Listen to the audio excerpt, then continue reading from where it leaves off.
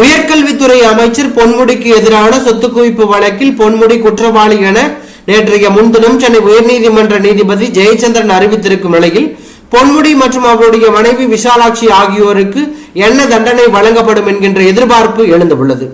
வருமானத்திற்கு அதிகமாக சொத்து சேர்த்த வழக்கில் அமைச்சர் பொன்முடி அவருடைய மனைவி விஷாலாட்சி ஆகியோரை விடுதலை செய்து விழுப்புரம் மாவட்ட சிறப்பு நீதிமன்றம் அளித்த தீர்ப்பை சென்னை உயர்நீதிமன்றம் ரத்து செய்தது.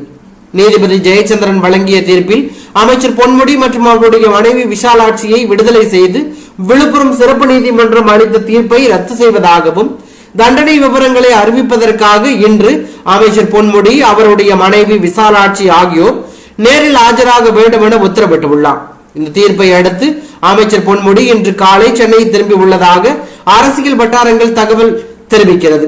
ஏற்கனவே அமைச்சர் செந்தில் பாலாஜி சிறையில் விசாரணை கைதியாக இருந்து வரும் சூழலில் தற்போது அமைச்சர் பொன்முடி குற்றவாளி என அறிவிக்கப்பட்டு இருப்பது திமுகவினரை கதிகலங்க வைத்துள்ளது.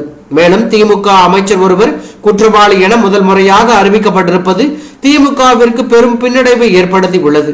ஏற்கனவே புயல் வெள்ளம் முன்னெச்சரிக்கை நடவடிக்கை மற்றும் மீட்பு பணியில் திமுக ஆட்சியின் மீது பெரிய எதிர்ப்பு அலை ஏற்பட்டுள்ளதால் மக்கள் கடுமையான விமர்சனங்களை முன்வைத்து வருகிறார்கள்.